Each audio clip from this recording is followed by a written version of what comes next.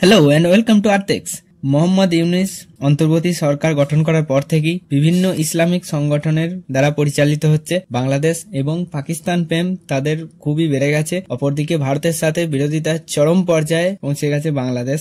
আর এই সুযোগকে কাজে লাগিয়ে পাকিস্তান সেনাবাহিনীর একটি দল সফরে গিয়েছে, আর এই দলটি লিড করছে পাকিস্তানের গোয়েন্দা সংস্থা ISI এর চিফ লেফটেন্যান্ট জেনারেল আসিম মালিক। এর আগে বাংলাদেশ আর্মির 6 জন সেনাকর্তা পাকিস্তান সফরে 6 দিন থেকে এসেছে। তারপরই পাকিস্তানের সামরিক দলের এই বৈঠকের ফলে চিন্তায় ভারতের গোয়েন্দা সংস্থারা। মঙ্গলবার সন্ধ্যে 5টার সময় UAEর EK-586 এই প্লেনে ঢাকা বিমানবন্দরে নামে আসিম মালিক এবং তার টিম। কিন্তু কেন এই সফর? এখানে মনে করা হচ্ছে এখানে বাংলাদেশ এবং পাকিস্তানের মধ্যে ইন্টেলিজেন্স শেয়ারিং হবে। কিসের ব্যাপারে? অবশ্যই ভারতের ব্যাপারে। ভারতের ইস্টার্ন সাইডে, মানে যেমন শিলিগুড়ি করিডোর, এছাড়া নর্থ ইস্টার্ন বর্ডারে কি ঘটনা ঘটছে সেইগুলোর ওপর বাংলাদেশ নজর রাখবে এবং সেই সব শেয়ার করবে পাকিস্তানের ISI এর সাথে। এরকম শেয়ারিং গ্রুপের নাম আমরা 5 আইস এর কথা জানি, যেখানে USA, UK, অস্ট্রেলিয়া, নিউজিল্যান্ড, এছাড়া কানাডা, এই সমস্ত দেশগুলি আছে। সেই রকমই একটি ইন্টেলিজেন্স শেয়ারিং গ্রুপ পাকিস্তান এবং বাংলাদেশের মধ্যে তৈরি হতে চলেছে। এর ফলে অবশ্যই ভারতে সিকিউরিটি থ্রেট রয়েছে, কারণ শিলিগুড়ি করিডোর একটি খুব সংকীর্ণ জায়গা। এইটুকু জায়গা কাট অফ করতে পারলে পুরো নর্থ ইস্টার্ন স্টেটগুলি ভারতের থেকে আলাদা হয়ে যায়। এর ওপরে চায়নারও অনেক দিন থেকেই নজর আছে। এখন বাংলাদেশ পাকিস্তান একসাথে নজরদারি চালাতে পারে বলে মনে করা হচ্ছে।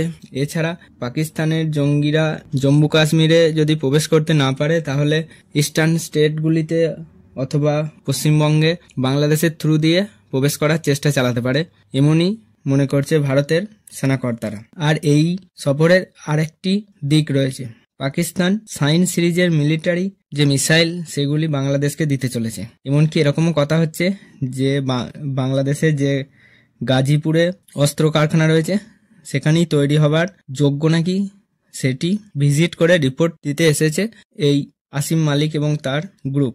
এখানে আমি বলে রাখি, 300 একরেরও বেশি জায়গার উপর এই বিশাল কারখানাটি রয়েছে বাংলাদেশের গাজীপুরে। এই কারখানাটির আধুনিকরণের কাজ এখনো চলছে। আর এখানেই সাইন সিরিজের মিসাইল যেগুলো পাকিস্তানের কাছে আছে, সাইন 1, 2, 3, এগুলি ম্যানুফ্যাকচার হতে পারে পরবর্তীকালে, এবং যদি তা হয় আরও চিন্তাজনক ভারতের জন্য। এছাড়া আর একটা খবর আমি বলে রাখি, পাকিস্তান চায়না থেকে যে J-17 5th জেনারেশন এয়ারক্রাফট কিনেছিল সেগুলি বাংলাদেশকে বিক্রি করতে পারে। তারও খবর উঠে আসছে যে বাংলাদেশ এ ব্যাপারে আগ্রহী। এর ফলে কিছুটা হলেও বাংলাদেশের যেটাকে বলে ফায়ার পাওয়ার বাড়বে, আর তার সাথে মিসাইলও তৈরি করতে চলেছে। কিন্তু এই সফরের এত গোপনীয়তা কেন জানেন? USA এর আগেই সাইন সিরিজের মিসাইল পাকিস্তানের মিসাইল প্রোগ্রামের উপর প্রতিবন্ধকতা লাগিয়েছে, কারণ এই মিসাইলগুলি ডাইরেক্ট ইসরায়েলকে হিট করতে পারে। আর পাকিস্তানের কাছে নিউক্লিয়ার বোম আছে, তাই ইসরায়েলের সিকিউরিটির কথা মাথায় রেখে আমেরিকা আগে থেকেই পাকিস্তানের মিসাইল প্রোগ্রাম বা মিসাইল গ্রুপের ওপর স্যাংশন লাগিয়ে রেখেছে। মানে কোনো দেশ থেকে মিসাইল তৈরি করার সামগ্রী পাকিস্তান আপাতত কিনতে পারে না, তাই এত রাগ ঢাক করে সফর চালাচ্ছে। আর BSF বিভিন্ন অত্যাধুনিক পর্যায়ের ড্রোন এবং ক্যামেরার মাধ্যমে নজরদারি চালাতে চলেছে।